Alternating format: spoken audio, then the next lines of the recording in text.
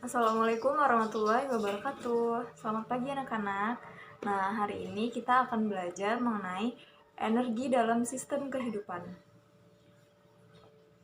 Nah, yang pertama yang akan kita bahas dalam bab energi dalam sistem kehidupan ada 4 subbab. Yang pertama ada pengertian energi, yaitu potensial dan kinetik. Kemudian yang kedua ada sumber energi, di mana ada sumber tak terbarukan dan sumber terbarukan.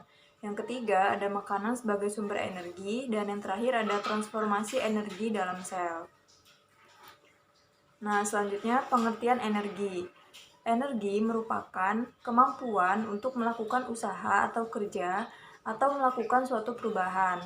Nah, energi ini terbagi menjadi 4, yaitu yang pertama ada energi potensial, energi kinetik, energi kimia, dan energi listrik. Nah, kita masuk ke energi yang pertama, yaitu energi potensial.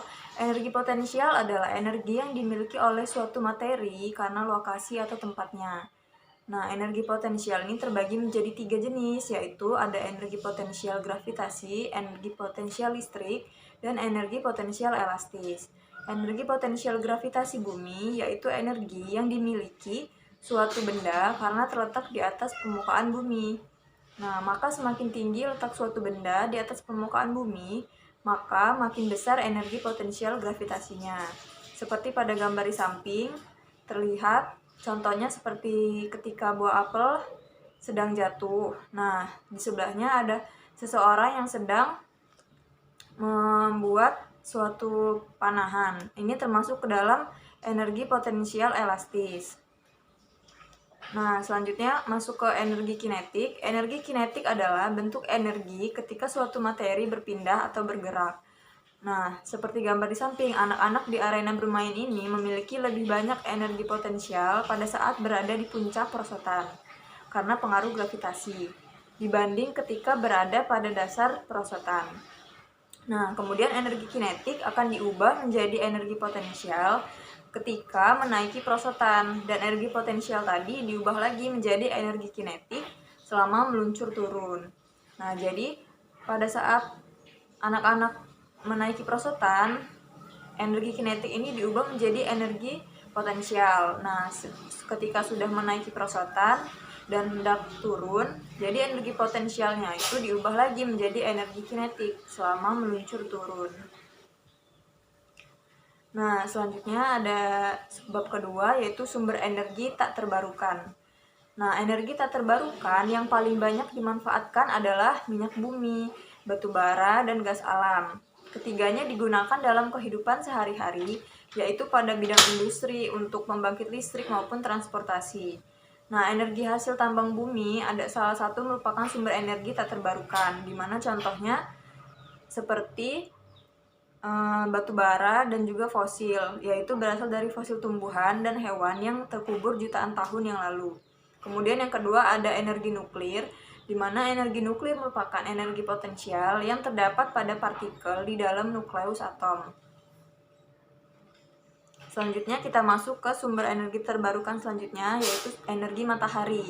Nah, matahari merupakan sumber utama energi, di mana energi panas surya atau matahari dapat diubah melalui peralatan tertentu menjadi energi dalam bentuk lain.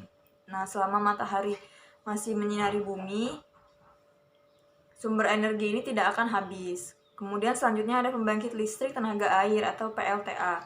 PLTA mengandalkan energi potensial dan kinetik dari air untuk menghasilkan energi listrik. Nah, pembangkit listrik tenaga air tidak hanya terbatas pada air dari sebuah waduk atau air terjun, namun bisa juga menggunakan tenaga ombak. Selanjutnya ada energi angin. Nah, pemanfaatan tenaga angin ini dengan menggunakan kincir angin untuk diubah menjadi energi listrik atau bentuk energi lainnya. Nah, kincir angin atau energi angin ini biasanya digunakan di lokasi yang terisolir dari listrik. Selanjutnya energi tidal. Energi tidal merupakan energi yang memanfaatkan pasang surut air laut atau yang disebut dengan energi pasang surut. Nah, selanjutnya masuk ke makanan sebagai sumber energi. Nah, yang pertama itu ada karbohidrat. di mana karbohidrat merupakan senyawa kimia yang tersusun atas unsur-unsur karbon. Nah, bahan makanan yang banyak mengandung karbohidrat contohnya seperti beras, jagung, kentang, gandum, umbi-umbian, dan buah-buahan yang rasanya manis. Karbohidrat berperan sebagai sumber energi utama bagi tubuh, di mana 1 gram karbohidrat setara dengan 4 kilokalori. Nah, di bawah ini merupakan gambar dari contoh karbohidrat yang terbagi menjadi 2, yaitu karbohidrat sederhana dan karbohidrat kompleks. Di mana karbohidrat sederhana contohnya seperti permen, kue, biskuit, jus, dan sereal. Kemudian karbohidrat kompleks contohnya seperti nasi, pisang, brokoli, roti gandum, dan kacang-kacangan. Selanjutnya yang kedua ada protein. Nah, protein ini merupakan senyawa kimia yang mengandung unsur C, H, O, dan N, di mana fungsi protein sebagai pembangun sekaligus pengganti sel-sel tubuh yang rusak. Nah, bahan makanan yang mengandung banyak protein ini contohnya terbagi menjadi 2, yaitu ada protein hewani, misalnya daging, ikan, telur, dan susu dan keju. Nah, yang kedua ada protein nabati, yaitu misalnya kacang-kacangan, tahu, tempe, dan gandum. Seperti pada gambar di bawah, yaitu protein nabati dan hewani dapat kita bedakan, di mana protein nabati contohnya ada almond, tahu, edamame, kemudian tempe, dan tahu. Nah, untuk protein hewani contohnya seperti daging merah, ayam, telur, dan juga ikan. Nah, selanjutnya ada lemak. Nah, fungsi lemak yaitu sebagai sumber energi, di mana 1 gram lemak setara dengan 9 kilokalori. Kemudian fungsi lainnya sebagai pelarut vitamin A, D, E, dan K. Kemudian pelindung organ-organ tubuh serta pelindung tubuh dari suhu yang rendah. Nah, lemak ini terbagi juga menjadi 2 seperti protein tadi, yaitu ada lemak hewani dan lemak nabati. Lemak hewani itu contohnya seperti keju, susu, daging, kuning telur, daging ayam, daging sapi, dan lain sebagainya yang berasal dari hewan. Nah, sedangkan lemak nabati yaitu berasal dari tumbuh-tumbuhan, contohnya seperti kelapa, kemiri, kacang-kacangan, dan buah alpukat. Nah, dapat kita lihat seperti pada gambar di bawah kan, di mana lemak hewani itu berasal dari sumber-sumber yang terdapat pada hewan, seperti susu, telur, daging ayam, daging bebek. Nah, kemudian lemak nabati biasanya berasal dari tumbuhan. Nah, kemudian transformasi energi dalam sel.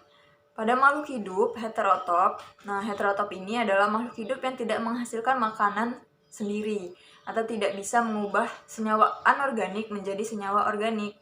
Nah, contoh makhluk hidup heterotop itu seperti manusia ya, dimana pada makhluk hidup heterotop energinya bersumber dari makanan yang dikonsumsi. Nah, energi ini akan mengalami transformasi mulai dari energi potensial yang berupa energi kimia makanan menjadi energi panas dan energi kinetik atau gerak dalam aktivitas makhluk hidup tersebut. Nah, yang pertama ada transformasi energi oleh klorofil. Biasanya ini terjadi di tumbuhan ya. Nah, di mana klorofil adalah zat hijau daun yang terdapat dalam organel sel tumbuhan yang disebut dengan kloroplas. Nah, klorofil ini berfungsi dalam fotosintesis. Kemudian energi radiasi sinar matahari yang ditangkap oleh klorofil berfungsi melancarkan proses dari fotosintesis tersebut. Nah, selanjutnya yang kedua ada transformasi energi oleh mitokondria. Mitokondria adalah organel yang terdapat di dalam sel yang memiliki peran dalam respirasi sel. Nah, di dalam mitokondria ini, energi kimia digunakan untuk mengubah karbohidrat, protein, dan lemak. Kemudian mitokondria banyak terdapat pada sel-sel otot dan sel saraf makhluk hidup. Nah, dapat kita lihat seperti gambar. Itu merupakan gambar dari mitokondria. Selanjutnya kita masuk ke metabolisme sel. Nah, proses transformasi energi yang tadi dalam sel itu berperan dalam metabolisme. Selanjutnya itu apa kira-kira metabolisme? Nah, metabolisme merupakan proses kimia yang terjadi di dalam tubuh suatu makhluk hidup. Nah, prosesnya tadi itu bisa berupa, contohnya pertama ada fotosintesis. Fotosintesis ini terjadi pada tumbuhan. Fotosintesis merupakan perubahan energi cahaya menjadi energi kimia dalam bentuk glukosa. Nah, sumber energi cahaya alami yaitu matahari yang memiliki spektrum cahaya tampak dari ungu sampai merah. Inframerah dan ultra ungu tidak digunakan dalam fotosintesis. Nah, yang selanjutnya ada respirasi. Respirasi juga terjadi pada tumbuhan, di mana respirasi merupakan suatu proses pembebasan energi yang tersimpan dalam zat sumber energi melalui proses kimia dengan menggunakan oksigen. Nah, dari respirasi dihasilkanlah energi kimia untuk kegiatan kehidupan seperti sintesis atau anabolisme, gerak, dan pertumbuhan. Contoh dari respirasi pada glukosa, di mana reaksi sederhananya C6H12O6 plus O2 min 6CO2 plus 6H2O atau glukosa. Nah, di mana respirasi ini juga ialah suatu proses pembebasan energi yang tersimpan dalam zat sumber energi melalui proses kimia dengan menggunakan oksigen. Nah, respirasi ini sering disebut juga dengan pernapasan pada tumbuhan. Nah, itulah tadi materi sedikit mengenai energi dalam sistem kehidupan. Semoga ilmu yang Ibu berikan dapat bermanfaat untuk kalian semua. Bila ada salah-salah kata, Ibu mohon maaf. Ibu akhiri, wabillahi taufiq wal hidayah. Wassalamualaikum warahmatullahi wabarakatuh.